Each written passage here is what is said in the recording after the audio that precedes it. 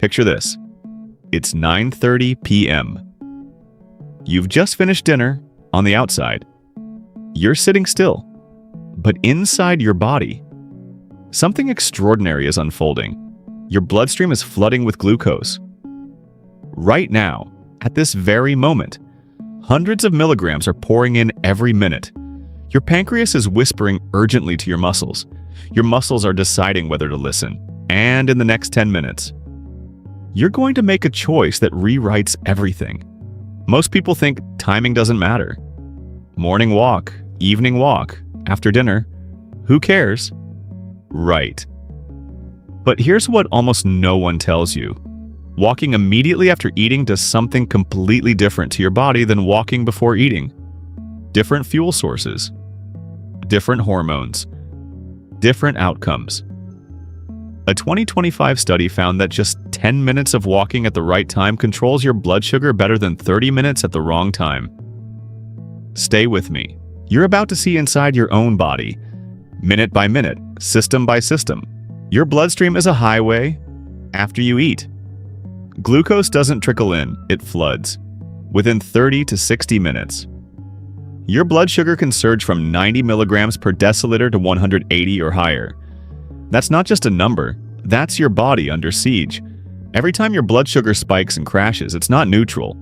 Something called oxidative stress begins. Think of it like rust forming inside a water pipe. Your blood vessels have a delicate inner lining, endothelial cells, like a protective coating of paint. When glucose floods your bloodstream repeatedly, that coating starts to corrode. This isn't just about diabetes. Studies show that high blood sugar after meals is linked to cardiovascular disease, cognitive decline, even dementia, in people with perfectly normal fasting glucose. Here's the part that changes everything. Sustained glucose elevation after meals drives up something called HbA1c, which is essentially a 3-month diary of your blood sugar patterns, even in healthy people. Peak glucose levels during meals predict future heart disease risk. Your body isn't broken, it's brilliant. Your muscles are like warehouses with smart locks. They store glucose, but only when they receive the right signal. Normally, insulin is the key. But here's what most people miss. Muscle contraction is a second key, a completely separate pathway that works even when insulin isn't doing its job well. When your muscles contract during a walk, they activate proteins called GLUT4 transporters. Think of them as thousands of tiny vacuum doors that open up on your muscle cells, pulling glucose out of your bloodstream like a cleanup crew. This happens independently of insulin. It's your body's backup system. And it's powerful. The problem is most people sit still after eating. They let that sugar linger in their blood, forcing their pancreas to work overtime, forcing insulin levels to surge, creating inflammation and stress. This has been happening inside your body without you noticing, maybe for years. But your muscles are waiting, they're ready to help. You just need to give them the signal. Let's walk through what happens inside your body in 2 scenarios. Walking before eating versus walking after eating. I want you to see this like a film playing inside your cells. Scenario 1. Walking before eating. Fasted state. It's 6:30 a.m. You haven't eaten in 12 hours. Your body is in what scientists call a fasted state. Your liver's glycogen stores, essentially your body's sugar battery, are running low but not empty. Your insulin levels are at baseline, quiet and calm. Your body releases cortisol and glucagon, hormones that say we need energy and we need it from storage. The moment you start walking, your muscles start contracting. They need fuel, but there's no fresh glucose from food, so your body does something elegant. It starts breaking down stored fat. An enzyme called hormone-sensitive lipase activates. It's like a key that unlocks your fat cells. Fatty acids are released into your bloodstream and delivered to your muscles where they're burned for energy. You're literally running on fat reserves. This is metabolic flexibility, the ability to switch fuel sources. Fasted exercise enhances this flexibility over time. Your mitochondria, the energy factories inside your cells, get better at using fatty acids over weeks and months. This improves something called fat oxidation capacity. Now here's the beautiful part. You finish your walk, you're still fasted, inside. Your muscles are now primed. GLUT4 transporters are still active on the surface of your muscle cells even though you're not moving anymore. This effect lasts for hours when you finally eat breakfast. Glucose from your meal enters your bloodstream, but this time your muscles are ready. Those GLUT4 doors are wide open. Glucose gets pulled into muscle cells rapidly with less insulin needed. Your blood sugar rises more gently, no dramatic spike. The benefit: better insulin sensitivity. Your pancreas doesn't have to work as hard. You avoid that post-meal energy crash. But here's the caveat. Fasted exercise can increase cortisol levels, especially if done intensely or for too long. For some people, especially those with chronic stress or hormonal imbalances, fasted exercise might backfire. It can raise cortisol too high, leading to fat storage around the belly and adrenal fatigue. Now, scenario 2, walking after eating. Fed state, it's 7 p.m., you've just finished dinner. Inside your body, glucose is pouring into your bloodstream right now. Your pancreas is releasing insulin, but your muscles are at rest. GLUT4 transporters are still inside your cells, not yet activated. Then, 10 minutes after your meal, you stand up and start walking. Your muscles begin to contract. Within minutes, GLUT4 transporters migrate to the surface of your muscle cells. They open up like emergency exits. Glucose that was about to spike in your bloodstream gets intercepted mid-journey. It's pulled into your muscles immediately. Used as fuel while you walk, your blood sugar rise is cut in half. A 2025 study published in the journal Nutrients found that 10 minutes of walking immediately after eating reduced glucose spikes by 30 to 40 milligrams per deciliter compared to waiting 30 minutes.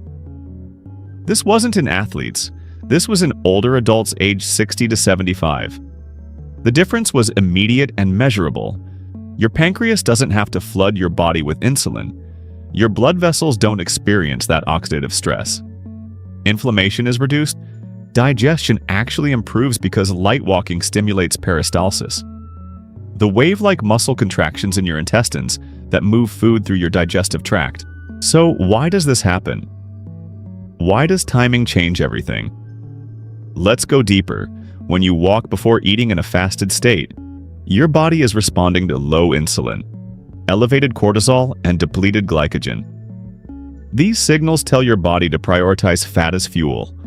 A 2016 meta-analysis in the British Journal of Nutrition concluded that aerobic exercise performed in the fasted state induces higher fat oxidation than exercise performed in the fed state. Your body learns to become a better fat burner. Over time, your mitochondria adapt. They become more efficient at using fatty acids for energy. This is why fasted walking is often recommended for long-term fat loss and metabolic flexibility. But it's not magic. It's adaptation. Your body is learning to trust its backup systems. When you walk after eating in a fed state, your body is responding to rising glucose and insulin. The signal is different.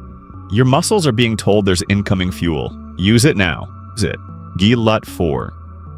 Activation happens independently of insulin when your muscles contract. This is the pathway that saves you from the glucose spike. A 2022 study in sports medicine found that 3 10-minute walks after meals improved 24-hour glycemic control in older adults better than a single 45-minute walk at another time of day. Why? Because timing is everything. When glucose is at its peak, that's when your muscles need to act. That's when GLUT4 activation has the most impact. Now let's address the digestion question. Many people worry that walking immediately after eating will cause cramps or indigestion. The research says no.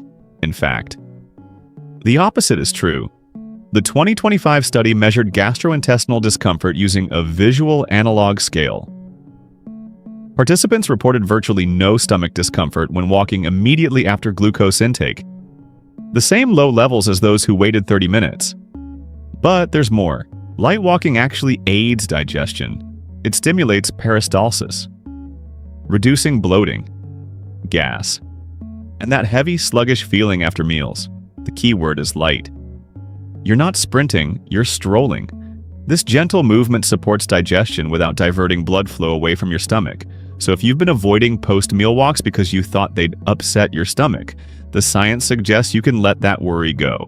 But fasted walking isn't for everyone. Pregnant or breastfeeding women, people with a history of disordered eating, individuals with diabetes, especially type 1, without medical supervision. Anyone with adrenal issues or chronic fatigue should approach fasted walking with caution.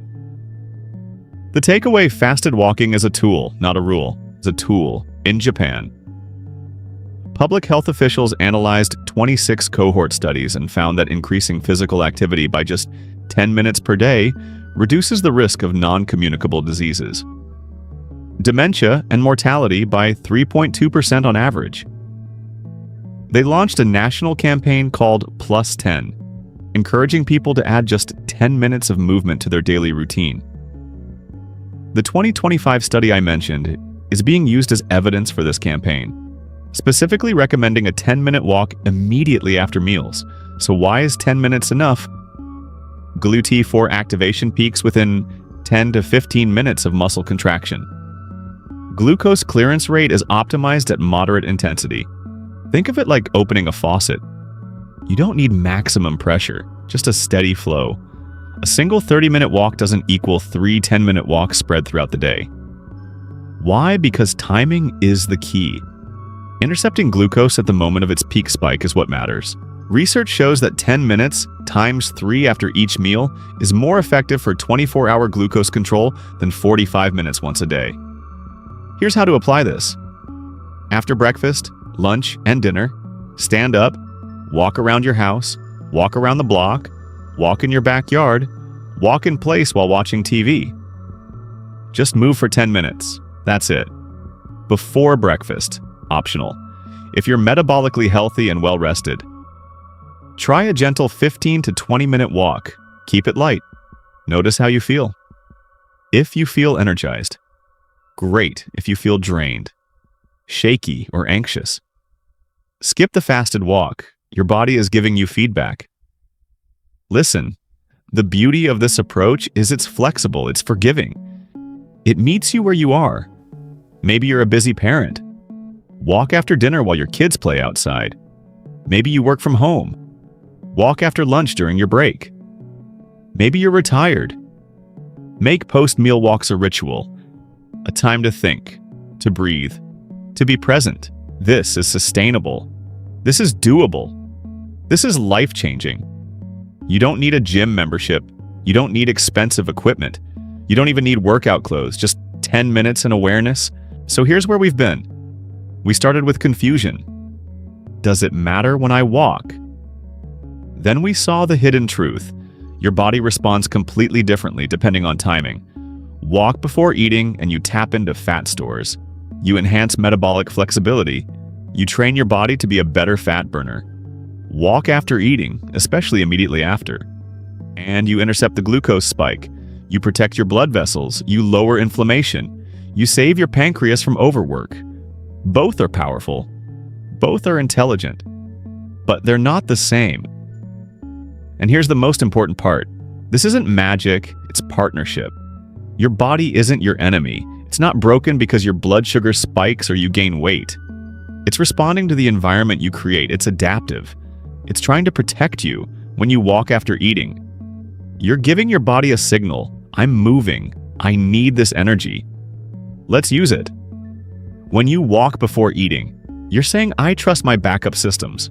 Both are acts of respect. You've got this. Your body is smarter than you think. It's been waiting for you to understand its language. Now you do.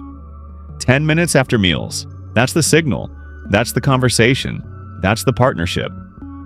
Let's work with it, not against it. What surprised you most? The biology, the timeline, or the idea that your body is protecting you rather than sabotaging you? Listen to your body. It's been whispering all along.